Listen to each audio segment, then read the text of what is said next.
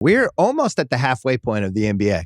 I think technically we are. Some teams have had 40 games, 41 games. And this is when a lot of people start trying to pick all-star teams, stuff like that. I have a much more fun conversation for us. All NBA, which I think matters more. I don't really care who makes the all-star game. And in general, like, I think we spend too much time arguing about DeJounte Murray or, whoever. What is the All-NBA going to look like this year? We now have a half-season sample size. And there's some simple ones you just throw in. And then it gets a lot more complicated. The first place it gets more complicated is that last spot on the first team All-NBA guys. Yeah. Because I think we can agree Giannis and Durant and Jokic are all on there, right? Those three. And Steph, right? Yeah, but I'm going to say that just those three is like, if we're going to go front court, sure, two backcourt guys, however we want to do it. Those three. So we all agree LeBron is not first team then? Yeah. Well, hold that thought, Verrier. Okay. Giannis, Durant, Jokic, Curry. Yep. Fifth spot available. So now we're in this whole nebulous, what is this team allowed to look like space? Because the LeBron stands will be like, well, LeBron should be the fifth guy. He's one of the 5 best players in the league. You're just trying to leave him off because you hate LeBron. No, I want the team that at least resemble a basketball team. So let's start there. Rob, when you do an All-NBA team, what are your parameters? Because mine are, I want this to look like a 5-person team that would actually be able to play with each other is where I default to. I'm not saying I'm right or wrong. What is your default? I use a similar framework, although I'm also trying to look at like the play-by-play data. Like, did this guy actually play that position this season? Like, we'll get into the DeMar DeRozan conversation at some point. He is not a guard. He's not a guard this season. Has not played guard. And I think LeBron is in an interesting space because offensively, he's one position. Defensively, he's a different one.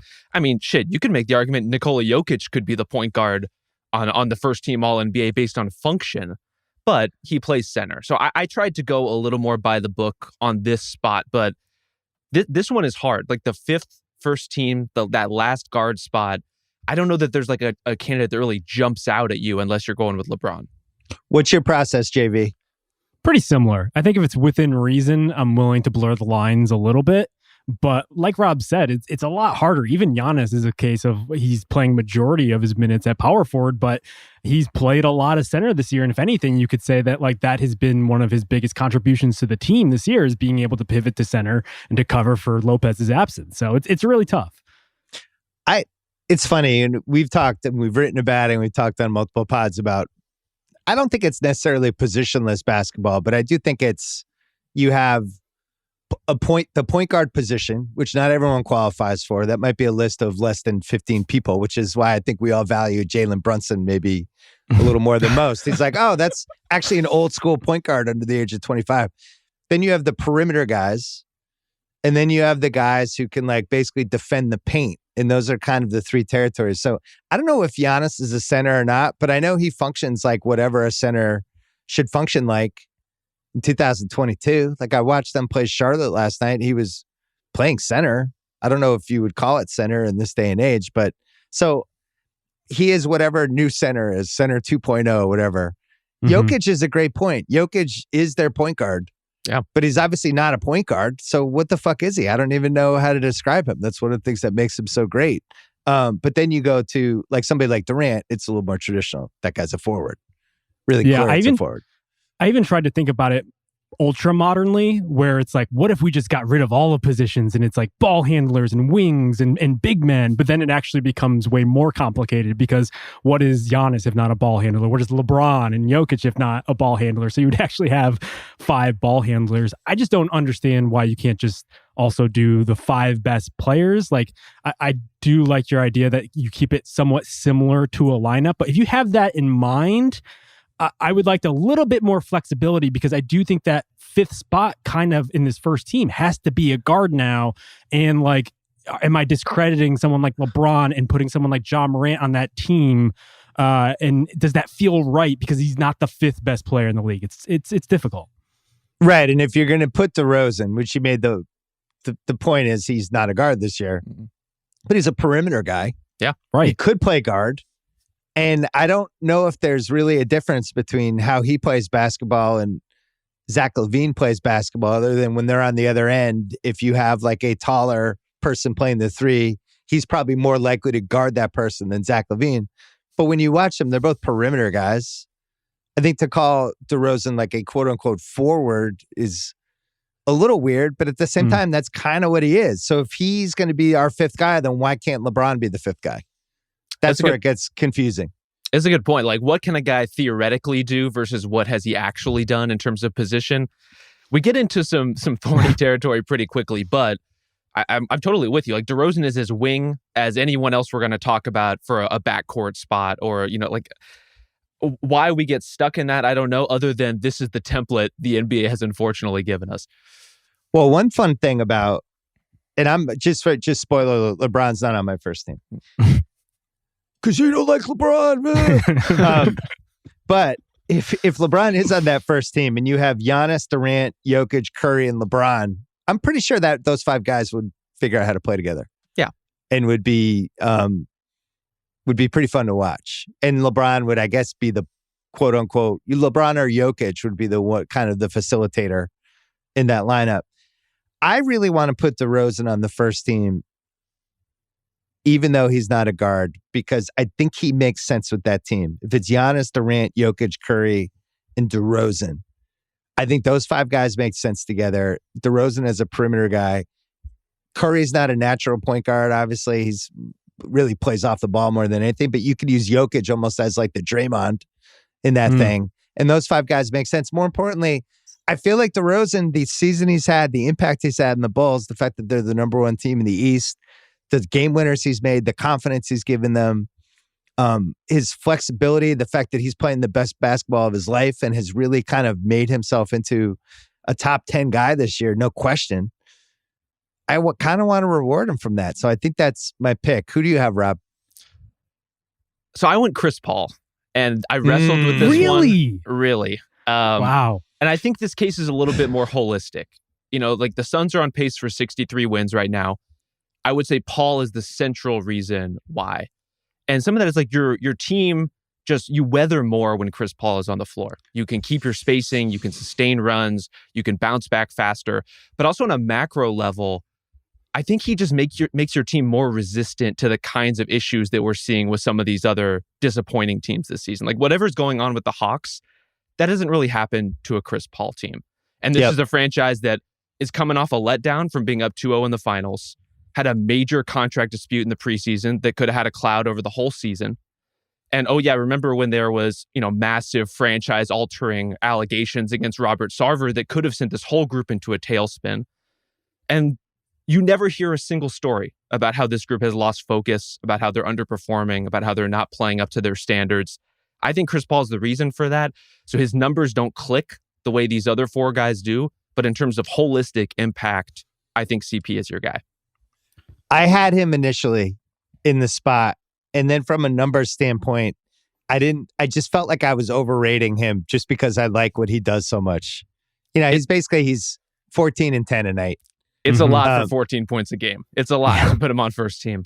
But on the flip side, that's a debate that I think is a really important one to hit. He's not about the stats. This is the same argument with Isaiah Thomas when the old Isaiah Thomas from the Pistons, when they start comparing him to the modern guys or, look at his stats. It's like, I was there for the Isaiah thing. Like he could have scored 30 a game if he wanted to. That wasn't the point of what he was trying to do. He was trying to have the best possible team and only score when he needed to, which is what Chris does. That's why I don't want to hang the 14 on him. To me, it's more of I just want to commemorate DeRozan. I don't think he'll end up as a first-team All-NBA guy, but I really did think strongly about the Chris thing for all the reasons you laid out. Who do you have, JV? I have Morant. And I can put together a pretty good statistical argument for him. Just the fact that the Grizzlies have the fourth best offense. They're clearly one of the biggest surprises in the NBA. They are a half game now, I believe, behind the Utah Jazz. And so they're not too far out from the best teams record-wise in the league. But I think his best case is actually that he literally flies through the air to the point where when he blocked a shot the other night against the Lakers, he hit his face on the backboard. He's doing things that I haven't seen in a very long time. I don't know if he's like modern Derrick Rose or if he's like Russell Westbrook with the 3-pointer. He's basically like an origin story superhero, figuring out how to fly through the air on a daily basis. And it's just absolutely remarkable. So I think he checks all of the boxes because, like you guys, I dinged Paul's case based on the pure statistical record, especially when you like lay it out on a page and you see like how much more Morant is contributing and how efficiently he's doing it. This isn't the case where he's just like, he's racking up points. I mean, he's shooting almost 40% from three. I just think like he does everything for me to give him that first spot. Morant's 25, 6, and 7. He's almost a 50, 40, 80 guy, which is pretty great because the book on him earlier in his career was just let him shoot. He'll shoot. Mm-hmm. Great. You give him those, but now you can't. Rob and I talked last week on this pod. He's basically unguardable now. Like you can't stay in front of him. And there's a fearlessness with him that you could see it in that Laker game. What was that, 2 nights ago? Where it's just, he was the best guy on the floor. And LeBron was in that game. LeBron's playing really well right now. And Ja was the guy. So if you're talking about, if I'm putting somebody on first team All-NBA, you have to have some real pedigree at that point. Which is what makes the DeRozan case interesting and speaks to how well he's played this year. And people will be like, well, he was doing this on the Spurs. No, he wasn't. He went not at this level, not this consistently, and not like with the level of kind of care that when you watch the Bulls, like he's just so confident in every single decision he's going to make now. I'm not saying he wasn't 80, 90% before, but you watch him now and it's just like, over and over again, the right decisions. And I have to watch Jason Tatum every night. And he's a guy who some days he'll have it, right? Like he played a really good game against the Knicks the other day, the home game. And it was like, oh, this is Jason as the facilitator and he's not dribbling the ball out of bounds and he's not he's not dribbling for 20. He's actually like using his teammates. In other games, he doesn't have it. DeRozan actually seems really fun to play with. And I think one of the things that's been stunning to me is watching LaVine, who's in a contract year, who I think was the quote-unquote superstar on that team, kind of take a back seat. And I'm not 100% sure he likes it, but 90% sure he likes it. What's your take on the little alpha thing there with them, Rob? I mean, I think it works, whatever balance they're striking. And the thing about LaVine, and I think he has a really good All-NBA case too. I'm sure we'll talk about him. He still gets plenty of opportunities to cook, to create in isolation, to do pick and roll stuff. It just so happens that he's one of the best off-ball shooters in the league. And so he and DeRozan are just a perfect pairing together. Like there's a really interesting thing going on as we get into the deeper ranks of these guard categories where LaVine is exactly what DeRozan needs and Devin Booker is exactly what Chris Paul needs, and how you navigate those things and what you choose to reward. Really interesting question. But I think where DeRozan comes back into this first team conversation is, are we trying to build the best first team we can, or are we trying to build the best 15 we can? Because I think there are lots of great guards that you would want to make room for. The third team forward gets a little dicey, I think. And so if we can find a forward spot for DeRozan instead of a guard, then you can get one of those other guards in down the line. That's kind of how I looked at it. Yeah, that's smart. The fundamental thing is in crunch time, they were playing Caruso and Lonzo and DeRozan and Zach LaVine. So you can make a case like Zach LaVine is also weirdly a forward in this. I fully admit I did not see the DeRozan thing coming. And it's been awesome to watch. So I guess that the first team question to watch the rest of the way is, what does LeBron have to do to play himself into that fifth spot? Because if he's going to do what he did the last 2 weeks, at some point there's no holding him off. If he's just going to be, 30 plus 9-9 every night and doing everything, and that just keeps going, and they end up getting like a 6-7 seed, Justin, like, at some point he won't be denied. And there's also real pedigree with him, which I think matters with all NBA. It's like you kind of have to lose your spot, which is why when we talk about Luka later, you really have to have a shit season to lose your spot once you're like a consistent first team, second team guy. But do you see a scenario, Justin, where LeBron seizes this by the balls and by the end of this year, it's Giannis, Durant, Jokic, Curry, LeBron? I actually had him on my first team when I did just a early knee-jerk reaction, like who do I think are the 5 best guys right now? And then when I did the statistical like work behind it is when I elevated Jokic. And I think the biggest difference was on defense. whereas Jokic has just completely transformed himself defensively to the point where the Nuggets are better defensively when he's on the court, whereas LeBron is a negative still. And that's kind of a little warped just because he has been able to pivot to center and plug that hole and do whatever is necessary for his team. And those lineups of late have kind of gotten smashed, including against the Grizzlies. But that is where it tilts the scale. But like in terms of just like personal improvement, in terms of like LeBron's individual development, he's been on another level even at age 37 to the point where he's shooting a career high in 3-point percentage and a career high attempts, which is like the one thing we've been saying about LeBron for like the past 5-6 years. That is the next part of his game that he really needs to adapt to. And while like I would probably admit that a lot of those attempts are him just kind of lazily running up the court and just like jacking, and especially later in the game. But like he just has this whole new dimension where he's essentially, until Anthony Davis comes back, playing 3-and-D center, which is like, it's unbelievable. And we'll see if he logs the minutes in the games in order to still be in the first team conversation. But in terms of just like LeBron's individual progression, like he's even getting better, which is wild to say. Yeah, you think about him historically. I've been so fascinated by the small ball center thing with him because there's so few players in the league who have been able to reinvent themselves as on the court basketball players a few times during their career, right? That's like the hardest thing to do. I think Magic's a really good example where Magic, the first season is not even a point guard. He's really not the point guard for the first 3 seasons there. It's a lot of Norm Nixon and there's a lot of like sharing, and he's really more of a guard. And when they win that 82 title, that's like one of my weirdly favorite Magic seasons where he's not the point guard really at all. And he's almost a triple-double the whole season and is this really, really good defensive player back then. And it's just kind of playing 4 positions and filling in wherever you need him. And then as he gets older, he becomes the point guard, obviously. But when you look at the LeBron, like first how skinny he was the first 5 years, and now he's basically like he came out of the taller Michael Jordan factory and is like play very similar game to that. And then watching him